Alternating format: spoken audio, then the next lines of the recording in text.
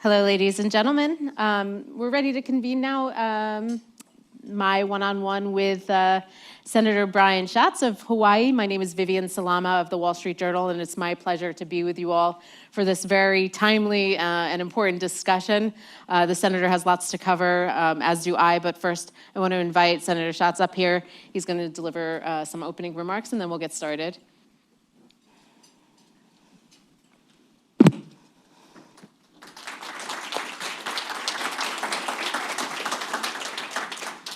Good evening. It is an honor and a pleasure to be here with all of you, and I want to thank CFR for having me.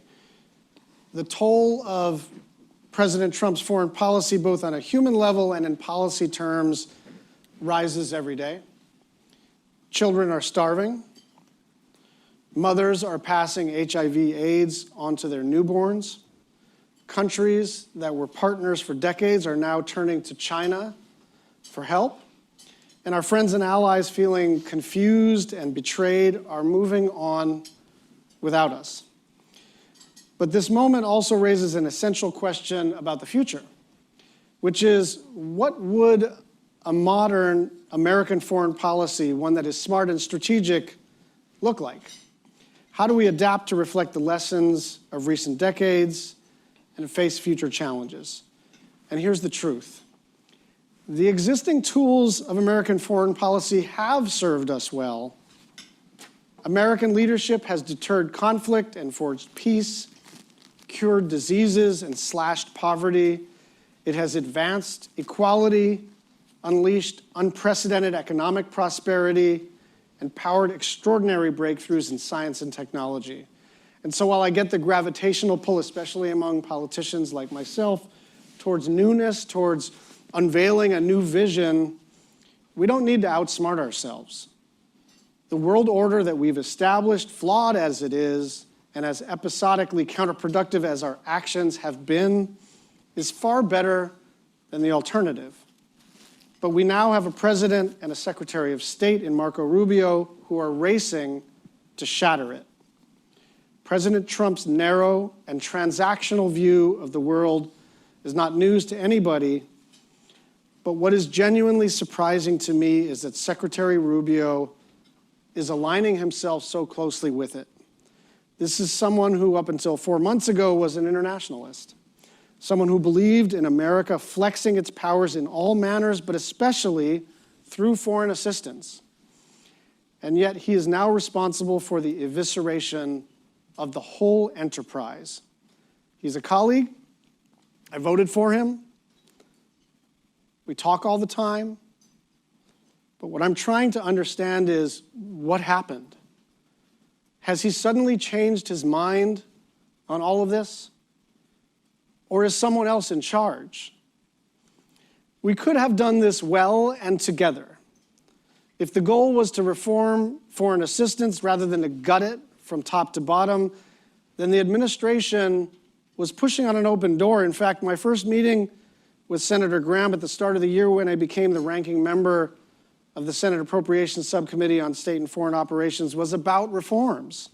What's working and what is not working. Does our work match our priorities?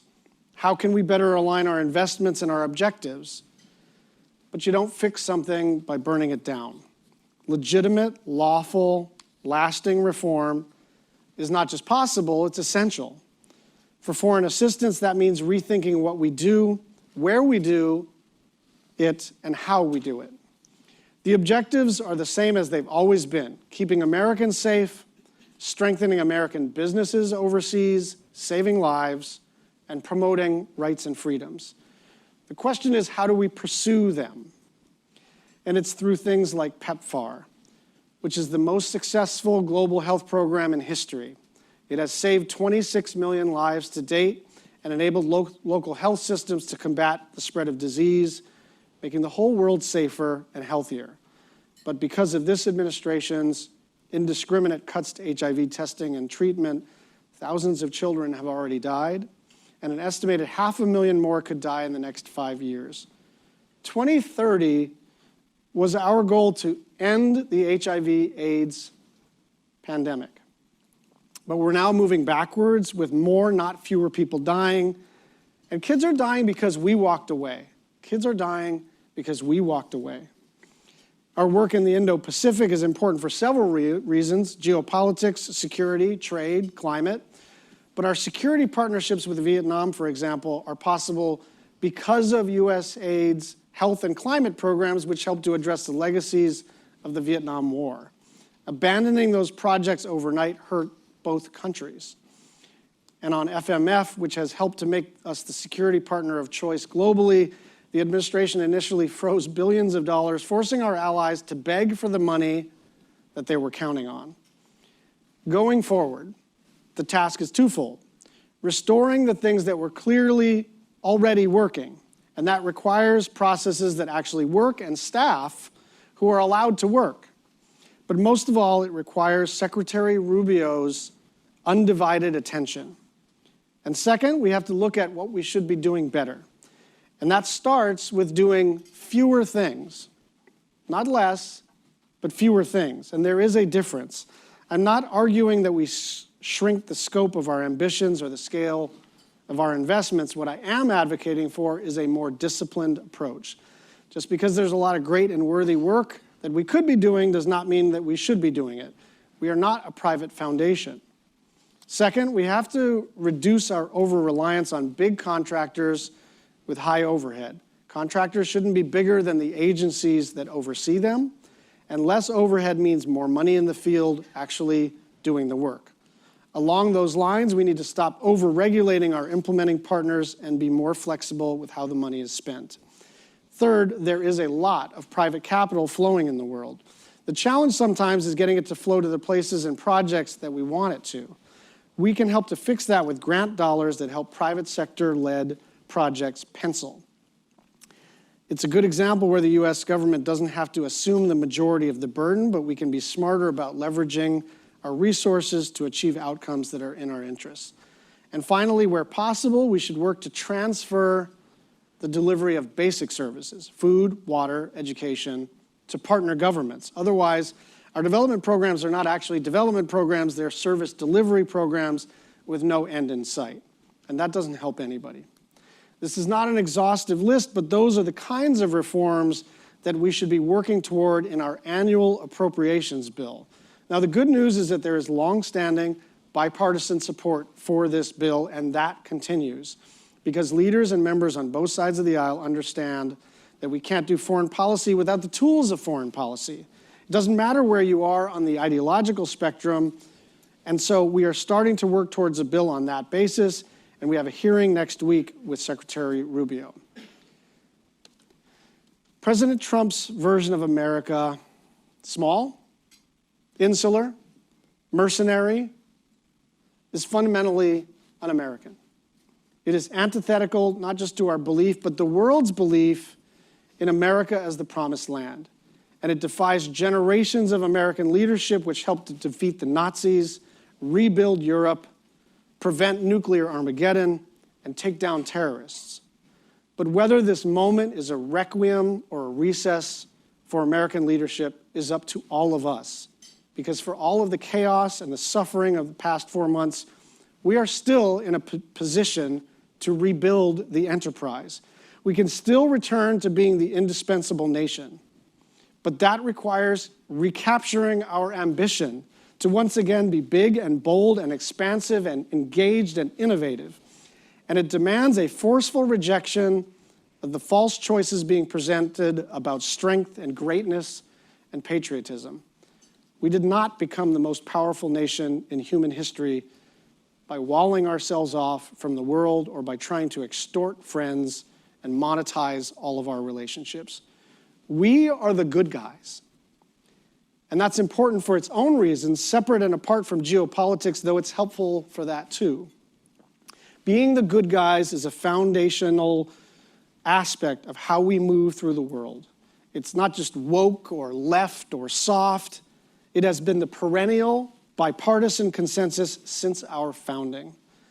Getting back to that is going to require all of us to do their part. And I really mean that about this room.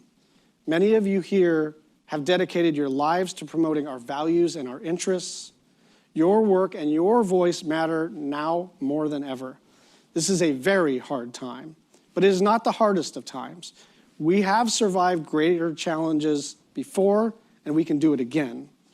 To save America as we know it, we all have a role to play, both in Congress, but especially outside of it.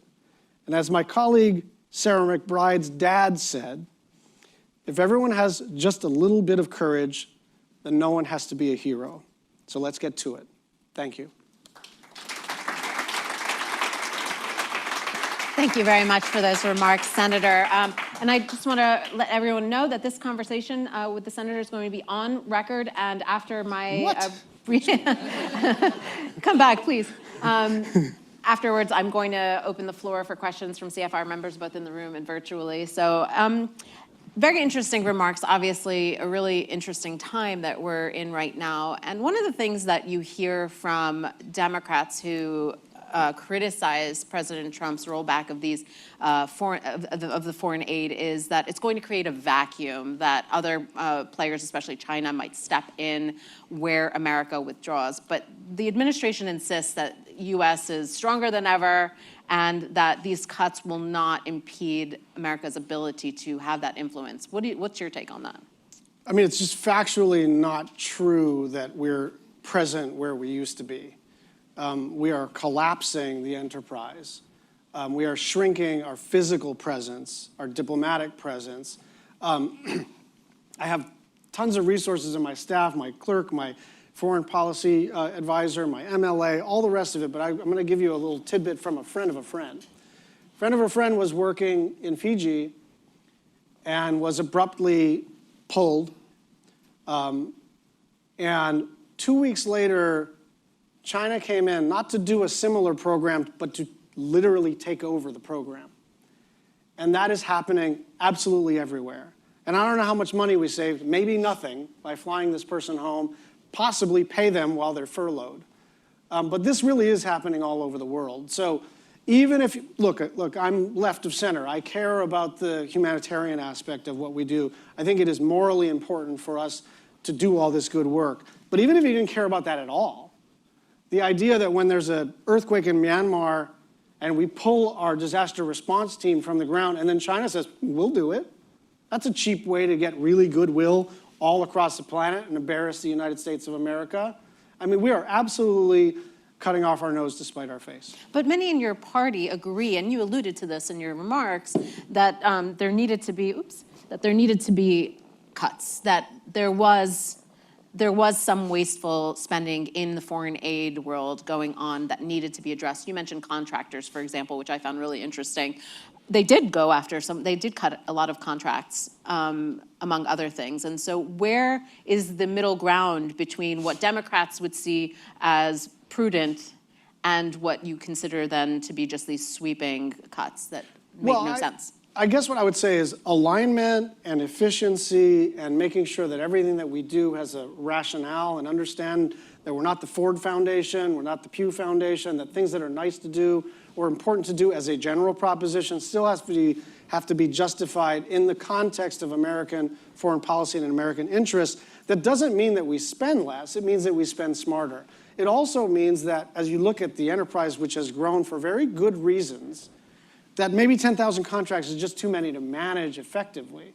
But I am not suggesting we cut the top line. I'm suggesting that as long as there is a child out there who needs PEPFAR support, as long as there is a mosquito net not yet deployed, that we should do the really important stuff first and foremost. And these other things, maybe we can get to them, maybe we can't. But to me, it's humanitarian aid, it's economic partnerships, it's FMF, and everything has to be aligned with the State Department. You know, a lot of you know better than I do, that it's a bipartisan concern that U.S. aid and the State Department were not always aligned, especially in country. I think that is a fair thing to worry about. I think it is a fair thing to worry about that the aid enterprise got so big that the contractors were bigger than the agency that was overseeing them. I think it is fair to worry about the inability for any individual administrator to even know what all these contracts were. But you don't burn the whole thing down. It's as simple as that. And what is so maddening to me was that I just really think there could have been a bipartisan piece of, and there still can be. There really still can be. But all of these reforms are not like some high principle that the Democrats are gonna fight against. We understand the need to make this thing work better, but making it work better does not mean burning it down. You do think there can be bipartisanship in this issue? Yes, and I don't want to make era. any representations about my Republican colleagues, but what I will say is that there's been some frustration with the way that the administrator and deputy administrator at USAID in particular operated, and the feeling among Republican legislators is the way to get this thing back on track is to start to have hearings and markups and sort of get back into the regular order. Does that mean we're going to have a tough negotiation? Of course, but the Article 1 branch has to express itself and write an SFOPS bill. You know, I was really surprised that your remarks went after Marco Rubio in particular, because it's something I wanted to ask you about. I thought I was gentle. As someone who until 4 months ago was your Senate colleague, someone who got bipartisan support in his confirmation hearing, is he someone that can be reasoned with, do you think? He's always someone who can be reasoned with, and I think his instincts tend towards internationalism and sort of a robust American foreign policy, which includes all tools of foreign policy. There's a but coming. But the question is who's in charge, and I understand that when we're interacting, he's off to Doha, he's off to Munich, and it's a hard job, it's a busy job, but somebody has to manage the actual State Department and the actual USAID as an agency. And you can't do foreign policy without the tools of foreign policy. You have to have diplomats, you have to have analysts, you have to have contracts, you have to have, it's boring, but you have to have an HVAC system, you have to have an email client that functions, you have to be able to push out contracts.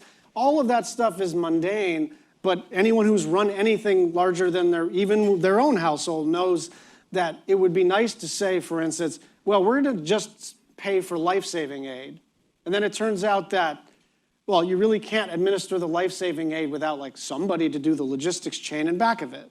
And so what I need, and what everybody needs, is Marco Rubio from all of his career up until about 120 days ago to reemerge, reassert himself, and save the enterprise. Is that realistic, though? I mean, yes. He's obviously he becomes a little bit of the face of a lot of this, but at the end of the day, he serves the president, just as Tony Blinken, prior to him, served President Biden, even during the Afghanistan withdrawal, when all of that was going on and the administration was receiving enormous criticism. Look, I can't and don't really understand the sort of internal political dynamics in the Trump administration.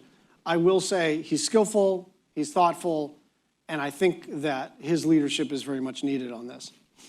I wanted to turn to President Trump's trip to the Middle East, since he's there right now. In particular, one of the big headlines that came out of it was his meeting with the new Syrian leader, Ahmed al-Shara, who helped to lead this push to oust longtime dictator Bashar al-Assad, but at the same time is also a notorious former al-Qaeda member and was imprisoned in Iraq. I'm curious about your views about President Trump meeting him. He was the first president in 25 years to meet a Syrian leader. He believes that, you have to start fresh, and the Saudis obviously were very much encouraging of this, but it's making a lot of people wary that he would meet with someone of this nature. Do you think that this is a positive step for U.S. foreign policy? I think there are some auspicious signs in Syria. I think that I'm not going to nitpick Trump's particular tendency to jump right into the principle-to-principle meeting. I know in the kind of diplomatic world, you always have to have a pre-meeting, you always have to have a deliverable. The principle-to-principle meeting is actually a deliverable. You got to get something even before you do the meeting. That part is less worrisome than the idea of lifting all sanctions sort of on the front end. I think there are reasons to be at least mildly optimistic about the future of Syria, but we do have to see some progress in terms of minimizing or getting control of sectarian violence. And so the new leader is saying some of the right things, and that probably is worthy of some engagement and even a conversation about lifting some of the sanctions over time. But you want to do this incrementally because, I think that the main criticism I would have is that Trump likes to execute a deal and move on to the next exciting thing. And if we give all the sanctions relief on the front end, and we don't help with the economic development, then we may end up with another series of problems in Syria. So do I think engagement is important? Yes. Do I think we should be wary? Yes. My criticism of Trump is not so much that he does a meeting, but what comes out of that meeting is usually giving away a little too much. I mean, I'm old enough to remember during the Obama years and the Arab Spring in particular, when the administration was very wary about engaging with the Muslim Brotherhood, who was receiving popular support from the Egyptian people after the ouster of its longtime U.S. ally. And so this is something that the U.S. continues to grapple with, is do you embrace some of these Islamist regimes especially, and how to do so in a way that still, allows a little bit of wiggle room if things turn for the worse? Yeah, I think part of it is that we're going to engage with the leaders that we have, not the leaders that we wish we had, and it remains to be seen what kind of leader, in terms of capability, but also in terms of inclination and alignment with us.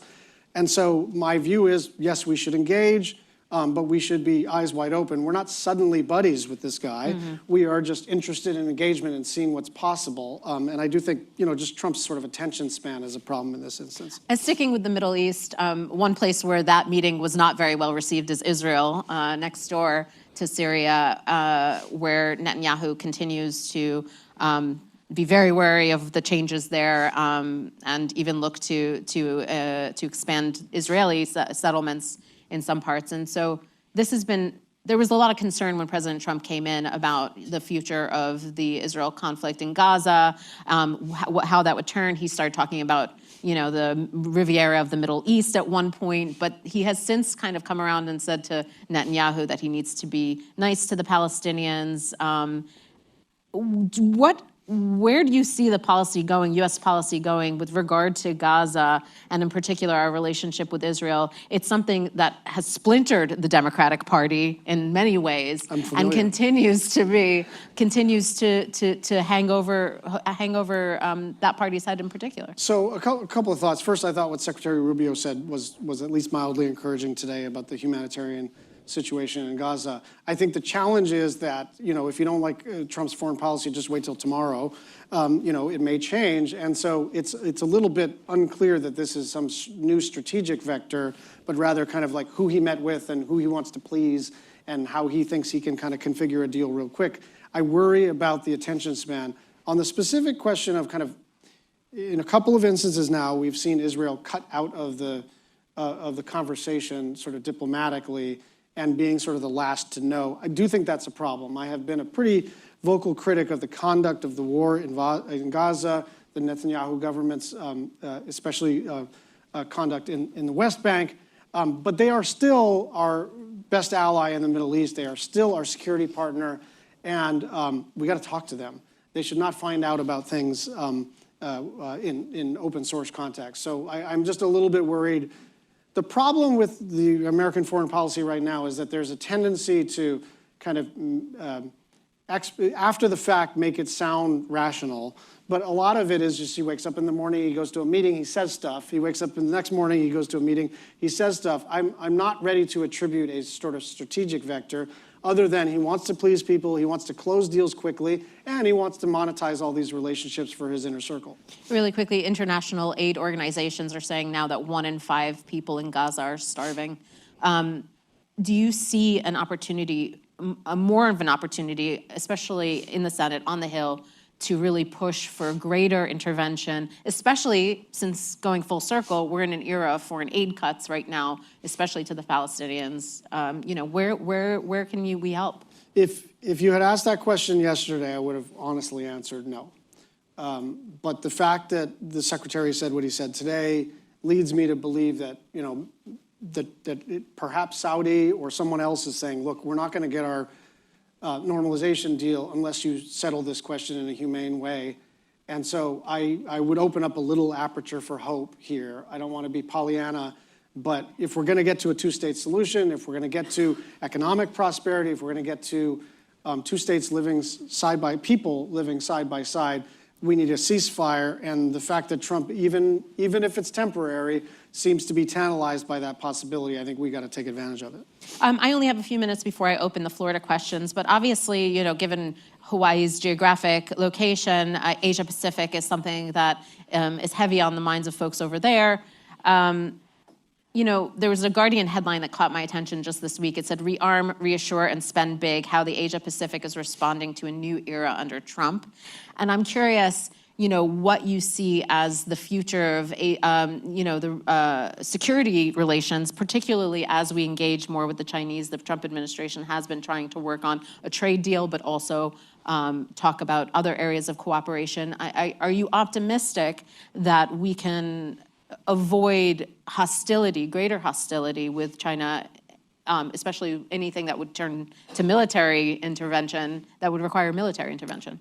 Optimistic would be a little strong, less panicked, yes. In the Asia-Pacific region, I guess the way I would look at this is that there has been the least upheaval, compared to our relationship with Europe, compared to what's happening in the Middle East. There has been less upheaval. Our relationship with Japan is rocky because of the tariffs. South Korea, Australia, the Philippines, they all have their challenges. But those security relationships, those cultural relationships, those people-to-people ties, and the economic partnerships have not fundamentally been shifted. The thing that worries me the most in the very short run is that we finally got it right with respect to our Asia-Pacific island nation partners. And it was such a high-leverage, low-cost thing to do. It had to do with physically showing up. It had to do with relatively small investments. And it had to do with the respect that you give sovereign to sovereign. I don't care if the sovereign is a sovereign over a 70,000-person nation. It's still a nation. And we had dropped the ball. Many presidents, many parties. And we had these meetings with the PIF and others. And it was one of the cooler things that I had experienced in the foreign policy context. We started these meetings at the Capitol. It was like, I could get 3 senators, and it was a lot of drop by, leave. And then sort of a bill of particulars complaining about the lack of presence of the United States. And this I feel like it was 7, 8 years ago. And over a period of time with Secretary Blinken and others, and Kirk Campbell and others, we started to work the list. And again, low-hanging fruit, these weren't impossible tests. We started to do all the stuff, and then we would have these convenings, and 2 things happened. First, the number of senators who would show up grew by, we were up to 15, 16 senators. The chairman of intelligence would show up, and Jim Risch was there, and Chris Coons was there, and it was starting to really cook. Also, it wasn't just a complaining session. There were a lot of thank yous. And then we just let go of the rope. And so, to me, the more immediate, it's certainly not as big of a deal in the foreign policy realm as our relationship with Japan and China and Korea and all the rest of it. But this is the biggest own goal in the Asia-Pacific region. We just for a couple $100 million of savings, and probably not even that, we just let China rebuild all these relationships and blew 10 years of progress. One more quick question from me. You formally launched your campaign to take over the number 2 Senate Democrat seat to become the Democratic whip. I'm sorry, you're breaking up. So I heard. And you've vowed to really guide an emerging generation of party leadership. It seems like an unusual question for the Council on Foreign Relations, but one of the things I hear when I talk to foreign diplomats and foreign officials constantly is sort of, what the heck is going on with the Democratic Party? Obviously, we've heard a lot about former President Biden and that last year of his presidency. There's a couple of books coming out at the moment on it, so it's back in the news. But even congressional leadership in the party has been older. The trio of leaders has been in their 80s, and so why do you think now is the time for this emerging generation? And what do you think has been happening over recent years in this general shift toward maybe the younger generation? I think people are ready for this generational transition. I don't think it has to be, politically violent, but I think people want to see in themselves, they want to see leaders that they can relate to. They want to see vigor. But that doesn't mean everybody has to be under a certain age threshold. I will say that one of the things that gives me the most hope in the United States Senate is this freshman class is, I mean, it's talented, right? It's Angela Alsobrooks and Lisa Bunt Rochester and Adam Schiff and Ruben Gallego and Andy Kim and boy, I'm sure Alyssa Slotkin. Like that is a really good, solid group of leaders that can, whatever party you belong to or neither party, you can look at those people and those are capable people who deserve to be in the United States Senate. And so to the extent that I'm interested in a leadership role in the United States Senate, I think of myself, I believe it or not, I play basketball even though I'm 5'7". I think of myself as a passing point guard. I like the aspect of politics that is the team sport and thinking about how to maximize everybody's talents. And I don't think we've done that sufficiently to kind of showcase, not just in the PR sense, but actually put people's expertise to work. I mean, you think about Alyssa, you think about Andy, these are serious human beings. Adam Schiff, right? Angela with her own background as an executive. Like this is a really talented bunch. And at least part of my role should be to maximize everybody's talent. All right, well, I want to open the floor to questions, definitely. The first one, I see the gentleman up here. Please don't forget to introduce yourself so we know who you are. Hi, thank you, Senator, for your remarks and for taking on your leadership role on SFOPS. I'm Will Davis with UN Information Center here in Washington, D.C. Bilateral U.S. assistance has obviously been hit hard. Multilateral assistance is also on the chopping block. And we've already seen the impact on the UN's ability to deliver many of our services. I'm curious, particularly given the need that we recognize the UN has always got room to reform, and our Secretary General is leading an effort on this. I'd welcome your views on continued U.S. engagement and leadership through the UN system. We've got to do it. And the case that I've made to Republican internationalists who sort of still want to stay in good standing with MAGA world is that we really do have a choice about whether we want to be in the room or not, right? I've talked to Marco about this. I talked to Stefanik before her nomination was pulled. I've talked to a number of other members who are still friendly with Trump, are still in good standing with Trump, and have a different view of American foreign policy and American power and how we're to project it than I do. But my point is, even if we disagree on the substance of what we're trying to accomplish, leaving the room is the dumbest thing in the world, right? If we want to reform these institutions, we have to be in the room, right? You don't want to be relegated to observer status in every instance, and that's what we're doing. So again, if you want to change an organization, you have to belong to it, and we have to stay in that room. I want to remind our virtual viewers that you can also ask any questions as well, but I'll stick to the room right now. The lady in the back, yeah, over here. I know you had your hand up early. Hi, Daphne McCurdy. I'm actually a former USAIder and State Departmenter, and thank you so much for your leadership. I actually also worked on the Senate and worked very closely with your colleagues who are awesome, so thank you for everything you've been doing. I wanted to start with a quick comment and then a question. The first is I just wanted to push back slightly on the characterization, having worked at both state and USAID, that these entities somehow are in conflict with one another. Neither institution is a monolith, and I would say when you saw conflict within State Department of people pushing short-term interests versus long-term interests, and similarly, you saw that within USAID. And so sometimes USAID was the best tool, like in a place like Jordan, as you mentioned.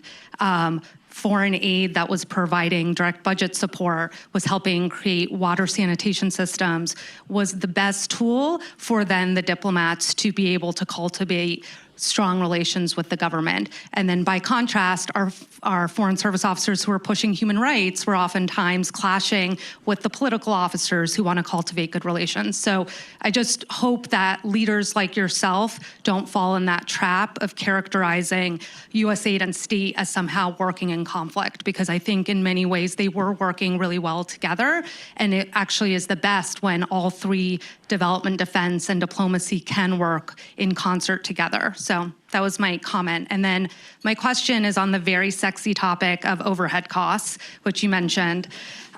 First, just to say that on this point about overhead costs, that's actually a misconception that somehow development actors are negotiating overhead costs independently with USAID or with the government. There is wide government overhead costs that all contractors receive. And so this isn't a problem that is unique to just the development sector. Related to that, I think the big challenge with these big contractors is that there are such high compliance costs and oversight coming from Congress because of the lack of risk tolerance to do really innovative, out front of the spear work in the development space. That is what's causing these really bloated development contractors. So my very long-winded question to you is, do you think there is a political appetite within Congress to have more risk tolerance, to be able to get to a point where we don't need these huge bloated contracting systems and where we can rely on nimble, localized solutions to these problems? So it's a very good question, and I think you've got the tension in the negotiation over the bill, right? These things are in tension. This happens at every legislature. Every person adds a new provision, a new requirement, a new oversight aspect, and then we expect them to do it all for free, and it's not free to do all of this work. And then it also just turns everything clunky, right? Forget the actual cost part. You can't execute quickly if it's all sort of pre-audit versus post-audit. So my inclination, as we begin the process of writing the bill, is to lean towards a higher risk tolerance and therefore less administrative burden, because that's where we have to land. I'll also just say on the overhead question, I understand that government-wide that there is an overhead rate. I don't think we should just stop there, because I do think, and I think it's not a secret, I'm not a fan of DOGE, but I do think that there is a fair amount of work in the government and in any big bureaucracy, and I've got family in bureaucracies. I don't use bureaucrat as an epithet.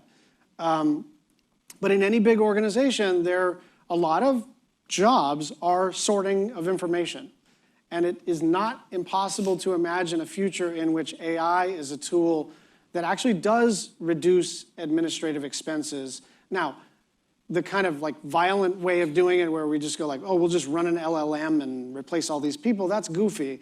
No one thinks that's how you reform an organization. But it's not impossible to imagine that over a period of time. I'm thinking about Dick Durbin. This is a different enterprise, but he and Senator Blunt increased, I forgot the number, but they increased the amount spent on health research by a kind of imperceptible, it was 3% a year over 10 years.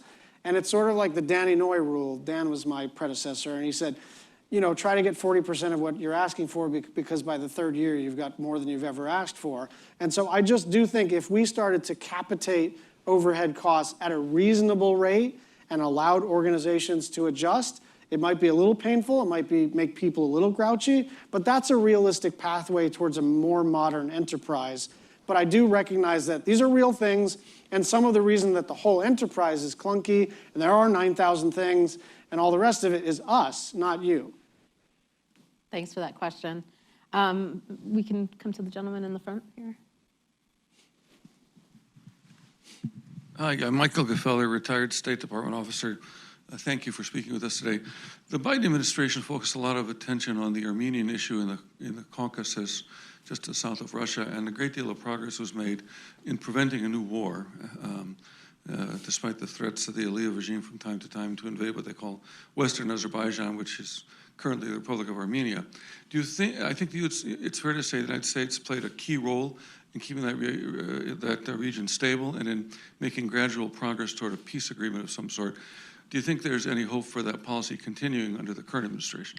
I don't know the answer to that question, because it's very hard for me to know who does that kind of diplomacy. I feel like they're very attached to sort of headline-driven diplomacy, and wherever Trump is where the locus of foreign policy is. And if a criticism of Democratic administrations is it was too sort of sprawling, there were too many deputy secretaries and assistant secretaries and other State Department officials driving policy, this is like the center of gravity is wherever Trump physically is and whatever he's thinking about and talking about. It's very unclear to me who's even working these issues. And I think about, by the way, our relationships in the Asia-Pacific region. Likewise, it's just, there's sort of, I don't want to say nobody at the helm, that may be a little strong, but it is, I have no transparency into who would I even talked to about this. And there's also this, the reports that the National Security Council may be completely reorganized, and so it's going to be a little bit harder to know kind of where the channels go in terms of how these offices operate on these issues. So yeah, thank you for that question. Yes, ma'am. Come to the back after.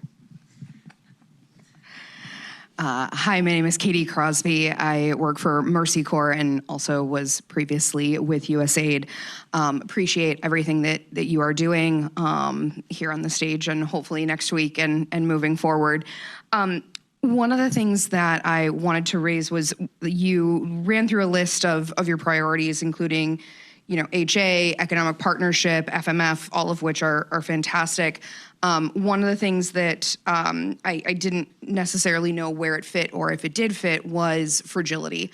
A lot of the places that USAID has worked in and other organizations around the world are not necessarily, they don't fit into the bucket of a fantastic potential economic market ready to go with the DFC or with other American investment. But at the same time, it's not necessarily appropriate or helpful for them or for us to do the truck and dump of just throwing humanitarian assistance at them. You have places that are in that in-between, which is usually where we would see development assistance or longer-term development to get them to that place.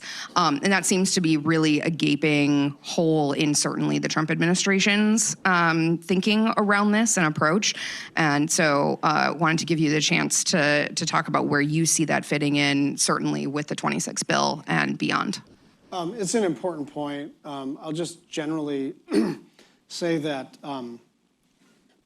we still, it was a really interesting phenomenon. The senators on the Foreign Relations Committee on the Republican side, senators on SFOPs on the Republican side, they're all still talking as if it's 2 years ago, that we should do this on a bipartisan basis, that we should do it because it's a matter of principle, that we're the good guys, but also that we have geostrategic, geopolitical reasons to keep places from becoming failed and from having instability metastasize, from radicalization, and also to give countries an opportunity to get on their own 2 feet. And there are so many success stories of where American foreign policy, and USAID in particular, has situated a country in a way that they can start to thrive. So I continue to be, I don't want to say hoping against hope, because I still do think I would be much more terrified.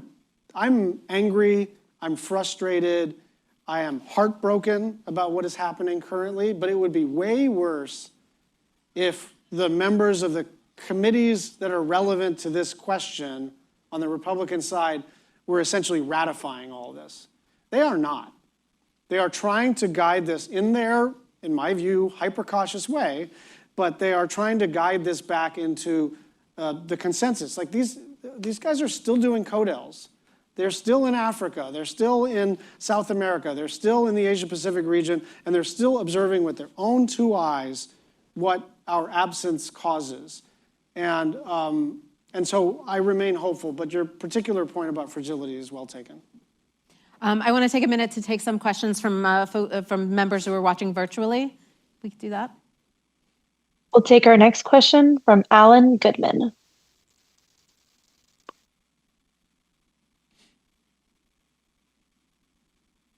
Hello, can you hear me? Yes. Yes. Yeah, aloha, and thank you very much for your service and all you do and the impact on your family. My name is Alan Goodman. I'm President Emeritus at the Institute of International Education.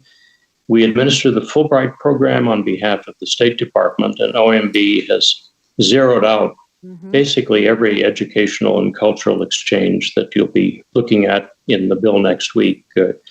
100 other governments contribute to Fulbright, some more than we do. In fact, I worry about if we pull out, they will too. Can you help us? Let me make this very quick. Yes. And I'll try not to be too senatorial and then take another 5 minutes. But I will say that I would be a little, look, the SFOPs bill is still subject to the political weather, right? It is still going to succeed or fail based on whether or not we are doing appropriations, which remains an open question. If we do an appropriations bill in the SFOPs, space, I would be pretty shocked if we ratified these quite radical cuts that don't really save anything that's worth talking about. So the answer is yes, with the caveat that we're in such a weird time that I'm only at an 85% confidence interval for anything that I say. I mean, I want to ask 3 follow-ups to that, but I want to give an opportunity. Yes, the lady here in the corner. Thank you. Hi, I'm Bei Fong, president of Radio Free Asia. Thank you for all your help and support, especially with our Pacific service. And I couldn't agree more with what you were saying about ceding the influence in the world to China. We've actually seen that our shortwave broadcasts that, since we are under attack by the Trump administration, the ones that we have had to give up have been snapped up by China. They're broadcasting in Mandarin and Tibetan and Uyghur in those on those same transmissions. But my question to you is, how do you make the argument to Americans, to people who might actually agree with Trump's America First policy, that it is important for us to have this influence, to wield the soft power in the world? It's a really, as you know, it was ever thus. It is always, foreign aid is always on the chopping block. It is always an easy talking point for certain, kinds of legislators to say, why a firehouse there and not a firehouse here? And so I don't have a novel answer except to say what is happening in 3 dimensions is so plainly, obviously damaging to America's reputation and America's safety that we actually now don't have to describe this thing as an abstraction. If we don't do this, then X, Y, Z happens. It's now happening in 3 dimensions. And, Ebola prevention, right? Measles, mumps, and rubella, we're no longer in a world where we have to describe what might happen if we collapse the enterprise. It is starting to happen, and people don't like the results. And so I want to, there's some Democratic pundits that didn't want us to talk about the importance of foreign aid. And I just, sorry for going a little long on this, but I just remember when President Trump first proposed the Muslim ban. It was very early in his first term. And there were some Democratic pollsters who came to us, sort of whispered in our ear and said, be a little cautious about this one. It's polling underwater for you guys.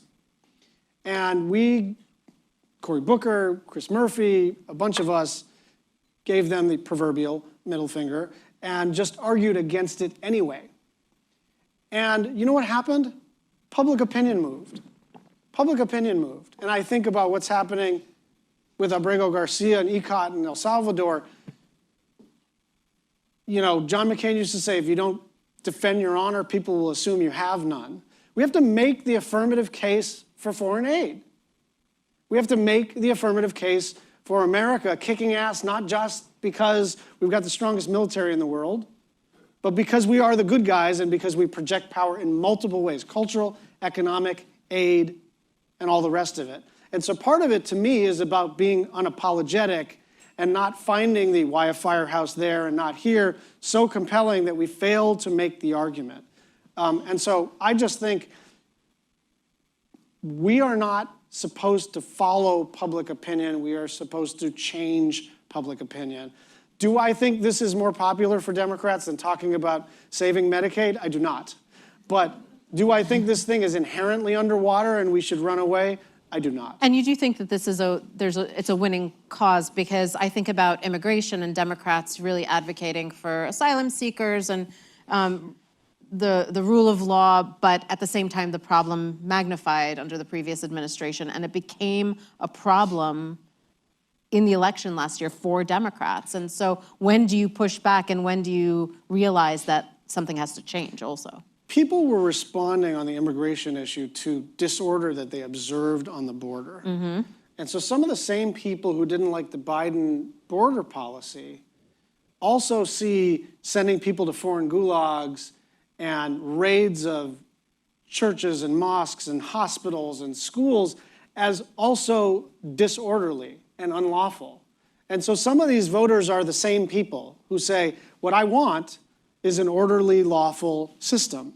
And what I think was fascinating about Chris Van Hollen's leadership on the particular question of El Salvador is the polling flipped almost instantaneously once we made our argument. That doesn't mean we don't have to be tactically clever and emphasize those things that, are more popular than not, but it also means that as a general proposition, that if we look afraid, then people are going to figure out that we have something to hide or something that we're not particularly proud of. So even if it's a 50-50 issue, it can be turned into a 55-45 issue by virtue of the power of us showing that we have convictions about it. And I'm not, Pollyanna about sort of where the Democratic Party is on, in particular, immigration and border security, but some of those numbers are flipping in real time because people are thinking, well, I didn't like what was happening on the border, but this is not at all what I had in mind. Right. We have about 10 minutes left, so we take a few more questions. Yes, the gentleman right here.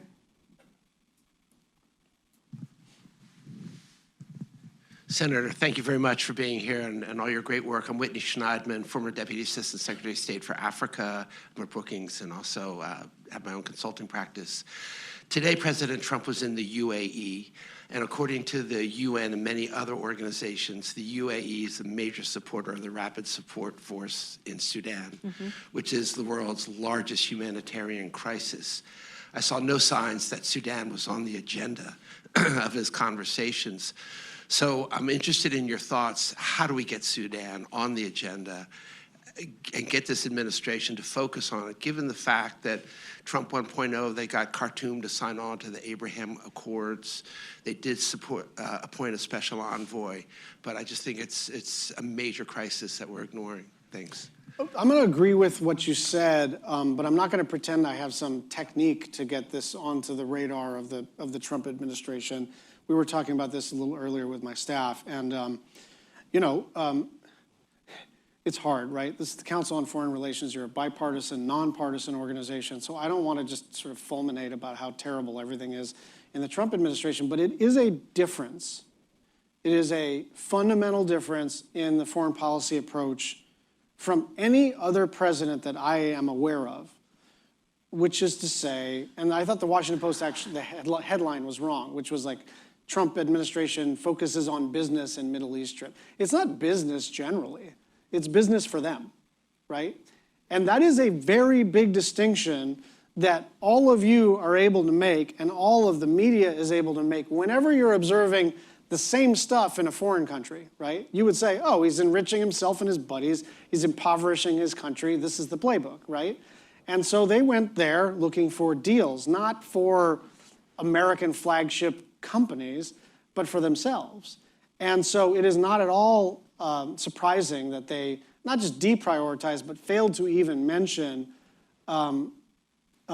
UAE's malfeasance in Africa. So that doesn't mean I have a good answer for it, but I do think we need to start describing the Trump foreign policy, not in kind of like, I do think people just turn it all into euphemisms, right? That it's this kind of like retrenchment, and because you kind of want to overlay some strategy to it, but it's graft. That's what this is. If I can just add my 2 cents as someone who covered the first and second Trump White House, my guess is that Egypt's president, Abdel Fattah al-Sisi, would have, he has a rapport with Trump, and that would probably be something on the agenda because of the refugee crisis that's spurred in Egypt, and they're close with each other, so I wouldn't be surprised if the Egyptians bring it up at some point. That was a better answer. just my hot take. So we'll take the lady in the back corner. Yes, you. Yeah. Hi. We're talking a lot about messaging and communications in terms of what USAID and what was just discussed, Sudan. What seems to consistently be sometimes missing is the connection between Sudan and the Americans' kitchen table, and connecting that thread and why chaos in Sudan actually does impact the everyday American. Can you speak to perhaps, is it a strategy why that's not being made, or is there a change of strategy that needs to be made so that Americans can actually understand it? Because on that question of Abrego Garcia and due process, I think some people are not understanding why it impacts their everyday life as well. I'm not sure that rhetorical communications sort of bank shot is worth the effort. I would rather make the argument for American values and American foreign policy sort of on its own. I think there are opportunities to talk about, especially in the disease prevention space, especially in stabilizing countries so that disorder doesn't metastasize, so you don't have terrorists who could visit violence on our shores. Sure, you can make all those arguments, but I would rather just say what we think about American foreign policy, about American foreign policy tools, and then separate and apart from that say, now I'm going to be a partisan, but you're asking, they're cutting Medicaid, right? And trying to make a bank shot to describe, here's why you should care about what's happening in sub-Saharan Africa, and here's why, that's too much, right? I think people want to know, tariffs are ripping you off, right? They're going to cut Medicaid, and they're going to use those resources to give tax cuts to people you've never met. I think that is a much easier argument to make. It also happens to be absolutely true, and it is a more direct impact. It is true that we could make the argument, but you kind of have to travel a windy road, and on the internet, you don't have that amount of time. I mean, as an elected official, I'd love to even springboard off that. As an elected official, why do you think it's so hard to help make people understand and appreciate and care about what's happening overseas? I mean, we didn't even mention the Ukraine conflict, which continues to rage on, Russia's invasion of Ukraine. And yet, more and more Americans do not care about that because they believe that we're spending money abroad when it should be spent here. And increasingly, we are turning our back on the world, and it's resonating with the American people. It's not just one party or another. I mean, look, I think, first of all, public opinion is thermostatic, and now that, the support for Ukraine is actually more popular, not less popular, since Trump was elected. So I'm not sure that I would concede the point that this is some impossible argument to make. I just think regular people got a lot of stuff to do and are passing attention to politics. So they are more concerned about things that are just right in front of them. And it really was ever thus, right? It is okay to make these arguments about things that are right in front of most Americans, and then, if asked, describe this vision of American foreign policy that, peace and prosperity and a good reputation internationally. But it doesn't have to be a point of emphasis, right? I mean, I'll just give you an example. When it's time for my reelection, we come up with X number, a couple of dozen main achievements, and then they're all true. They're all things that I did. And then, without regard to what is most important to me or what I want to talk about, we go among that list of true things and then figure out which ones of those true things move the most votes. There's nothing dishonest about that. In fact, winning is part of the enterprise. And so I'm still going to emphasize, even in my role, I'm still going to spend more time, at least on the public side, talking about the need to save Medicaid, because most of my constituents are more concerned about that and the cost of everything at Walmart on Keomoku Avenue than they are about what's happening with USAID. They're happy that I'm in this fight, but they don't want me to live here rhetorically. Thank you for that. We probably have time for one more quick question. Yes, the lady here has been very patient. So. I'm loud enough. Marina, I'm at State Department. Thank you. As term members, we've been grappling with this question about how do we rebuild trust in public institutions in the United States. So across political spectrums, people feel that they can't trust the government, media, et cetera. We'll love to hear your solution as we end this out. Thanks. That's a tough one. So I guess what I would say is it starts with an admission that big institutions are not functioning well, and that Democrats, generally speaking, have built up some of these institutions. And, I think about the question about USAID and overhead. And for good reasons, we add provisions, we add requirements, we add people, we add programs, we add lines. Members of Congress have their own project, even though the other project was pretty much doing the same thing, but you want your own thing. And so it adds and it adds and it adds, and then stuff doesn't work very well. And so I think government has become sort of sclerotic, and our response to that has been rather Soviet, right? And so the alternative to that has become this like Doge slashing and burning. And I think there's got to be a middle ground in between let's light the whole enterprise on fire and everything is fine, we have to protect all institutions. And by the way, they're all working perfectly already. And so I think about state government just at a kind of micro level. In the state of Hawaii, a lot of really good people have layered a lot of really good rules and laws and thoughts and whatever. Now we can't build any housing. We can't build any housing. A very progressive place is kicking out, effectively, nurses and firefighters and the elderly and students because there's no housing. It's not like someone wrung their hands in the 1970s and said, how do I make it really hard to live in Honolulu? But that was the impact of it. And so part of the reckoning that I think the Democratic Party has to go through is to say, we are not the defenders of every government institution. We are not the defenders of every government program. We understand things are not functioning well, but we have an alternative to that, which is not to just blow everything up. I think we could have had an entire session just on that topic alone, but unfortunately we have to leave it there. I want to thank Senator Schatz for his time today and for this very important discussion. And I want to remind everyone that there's a video and a transcript available online at cfr.org. Thank you very much.